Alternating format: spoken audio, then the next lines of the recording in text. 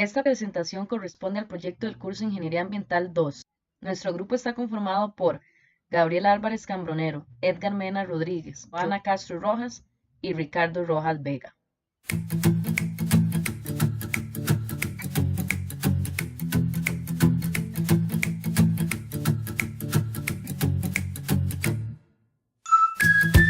La piña es un producto producido principalmente por China, Estados Unidos, Brasil, Filipinas, Costa Rica, Tailandia y México. Según la Cámara Nacional de Productores y Exportadores de Piña, CANAPEP, la piña es un cultivo que está presente en el país desde hace más de 50 años en distintas regiones. En sus inicios, la producción se destinaba para consumo local y en menor proporción a la industrialización de pulpas, mermeladas y enlatados. Fue a partir de 1986 cuando se inició la exportación de la fruta con la variedad llamada Golden. El crecimiento del sector inicia en la zona sur y norte del país. En la actualidad existen 44.500 hectáreas netas de nuestro suelo dedicadas al cultivo, de las cuales más del 50% corresponde a la región Huetar norte del país. La producción de piña en Costa Rica es un negocio que ha ido en crecimiento con el paso del tiempo. Tan solo del año 2014 al 2017 la tasa de crecimiento ha sido de $75 millones. Aproximadamente un 75% de la piña que se genera en Costa Rica actualmente es exportada, mientras que el resto es destinado al consumo interno, básicamente la fruta de rechazo, es decir, aquella que no cumple con los estándares de calidad necesarios para exportarla. El 25% restante es consumido por los costarricenses, pero el valor de ese producto para las grandes productoras no es de mucha importancia, de manera que lo venden a un costo muy bajo o lo regalan. Esta situación brinda una oportunidad de negocio que puede aportar al progreso de muchas comunidades. CANAPEP es una organización privada, constituida legalmente y sin fines de lucro en el año 2003, para agrupar a los productores y exportadores de piña de todo el país. Nuestro proyecto consiste en trabajar en la construcción de un centro de acopio en la zona Huetar Norte, específicamente en el distrito de Pital de San Carlos, además de lograr un convenio con las empresas circunvecinas del proyecto que están asociadas a CANAPEP. Entre ellas están Agromonte S.A., ubicada en Bucarenal y Muelle de San Carlos, Piña Agro y Micoverde, ambas en Pital de San Carlos. En estas empresas se pretende recibir a muy bajo costo el producto rechazado para exportación y aportarle un valor agregado para lograr un impacto socioeconómico de las familias de escasos recursos de la zona. Con esta piña se pretende realizar jaleas, pulpas y mermeladas. Con las cáscaras y corazón de la piña realizaremos abono orgánico. Luego se venderá al por mayor a pequeños distribuidores de bajos recursos que puedan sacar una ganancia de la venta del producto. Las ganancias que van al centro de acopio serán meramente para sostén de este y no para fines de lucro. Durante tales procesos es esencial el tratamiento de aguas. La producción de piña implica el uso de muchos químicos, por lo que es mejor mantener una buena higiene en la creación de los productos. Además, durante la elaboración de estos se hará uso del agua potable en todo momento. También habrá servicios sanitarios para el uso del personal y de los clientes, lo que nos lleva a la necesidad de contar con un tratamiento de aguas. La primera etapa del proyecto corresponde al planteamiento del sistema de tratamiento de aguas residuales, en el que se definen los siguientes parámetros. Sistema de rejillas. Separa los desechos sólidos de mayor tamaño del resto de los residuos. Tratamiento primario. Implementar tanques de sedimentación para separar las natas y los lodos de agua a tratar.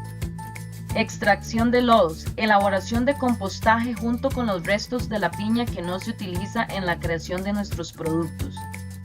Tratamiento secundario. Filtros aireados biológicos con el fin de obtener una reducción significativa de los residuos orgánicos como los restos de carbono, nitrógeno y una que otra sustancia química utilizada por los agricultores, además de un tanque de sedimentación secundario en donde se retiran los folículos biológicos del material del filtro y se produce el agua tratada con bajos niveles de materia orgánica y materia suspendida. Tratamiento terciario. Oxidación anaeróbica en este proceso conocido como desnitrificación. Los nitratos y nitritos son usados por las bacterias facultativas en condiciones intermedias conformando CO2, agua y nitrógeno gaseoso como producto final. Por último, se realiza una serie de pruebas para verificar el trato efectivo de las aguas, tales como la prueba DBO y DQO.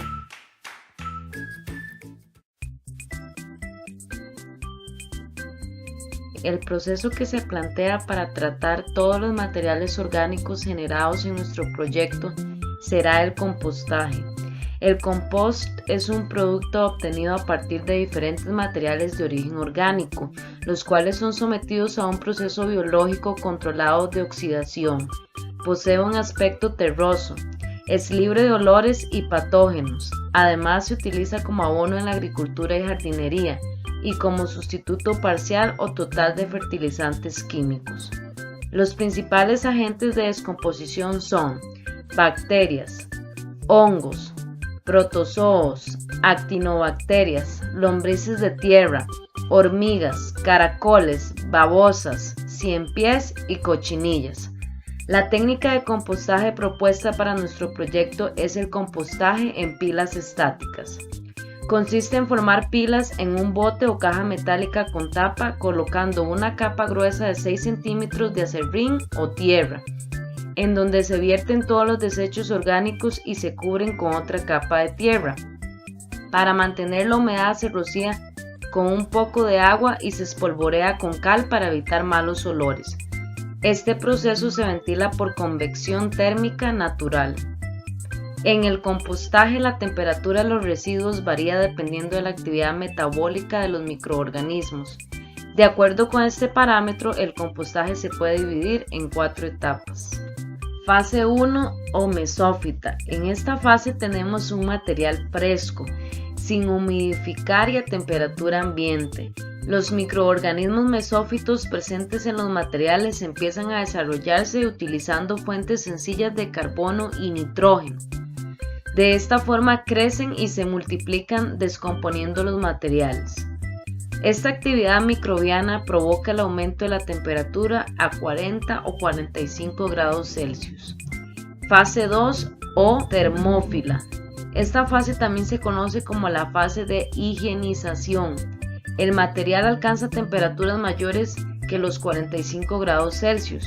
Los microorganismos mesófilos son reemplazados por aquellos que crecen a mayores temperaturas, en su mayoría bacterias. Fase 3 o enfriamiento. Cuando prácticamente las fuentes de carbono y de nitrógeno han sido agotadas en el material orgánico, la temperatura desciende nuevamente hasta los 40 o 45 grados Celsius, ya que el calor que se genera en el interior de la pila es menor que el que se pierde. Como consecuencia de este descenso de temperatura, bacterias y hongos mesófilos reinvaden el compost, reinician su actividad y degradan la celulosa y lignina restantes, descendiendo levemente el pH. Fase 4 o maduración. Es un periodo que demora meses a temperatura ambiente, durante los cuales se producen reacciones secundarias de condensación y polimerización de compuestos carbonados para la formación de ácidos humídicos y fúlbicos. Manejo de residuos sólidos. Los residuos de nuestra actividad no son de índole peligrosa. Para nuestro proyecto se decide manejar los residuos sólidos con base a la ley número 8839. Esta ley tiene por objeto regular la gestión integral de residuos y el uso eficiente de recursos mediante la planificación y ejecución de acciones regulatorias, operativas, financieras, administrativas, educativas, ambientales y saludables de monitoreo y evaluación. Procedemos a realizar un plan de reciclaje interno de la empresa al dividir los residuos sólidos, además de enseñar a los trabajadores la correcta clasificación según el tipo de material. Utilizaremos como guía las siguientes descripciones de tipo de residuos. Orgánicos. Se incluyen en esta categoría los residuos compostables de origen vegetal, restos de alimentos, frutas, verduras, cáscaras y residuos de jardín. Se excluyen los restos de alimentos de origen animal. Envases. Se incluyen en esta categoría los envases de plástico y Tetra Pak, limpios y secos. 3. Aluminio. Se incluyen en esta categoría los envases de aluminio, latón y hojalata, todos limpios y secos. Papel, cartón. Se incluye en esta categoría el papel y cartón limpio y seco. Residuos ordinarios. Se incluyen en esta categoría los residuos ordinarios, también conocidos como no valorizables, no peligrosos y sin alternativas viables de recuperación, como cartón sucio, papel sucio y o engrasado papel carbón, papel aluminio, residuos del barrido, residuos de tela, servilletas usadas y residuos de los servicios sanitarios. Armonización del tipo de bolsa para los residuos. El tipo de bolsa para la recolección de los residuos valorizables como plástico, envases, papel y cartón será las bolsas transparentes.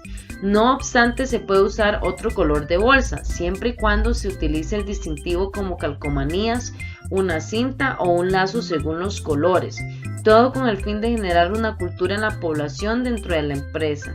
Una vez iniciada la actividad de la empresa con el personal capacitado y la correcta instalación de los recipientes que almacenarán los residuos sólidos, se pretende realizar un convenio con RedCicla, Red de Reciclaje de Costa Rica, institución con la experiencia idónea para manejo de residuos sólidos reciclables, en nuestro caso correspondiente a envases, aluminio, papel y cartón, ya que los residuos orgánicos se tratarán por el compostaje y los residuos ordinarios los recolectará la Municipalidad de Pital de San Carlos con el sistema de recolección tradicional de basura. La Red de Reciclaje de Costa Rica, RedCicla, fue creada el 7 de abril del 2005 con el objetivo de unir y coordinar los esfuerzos hacia el reciclaje en Costa Rica.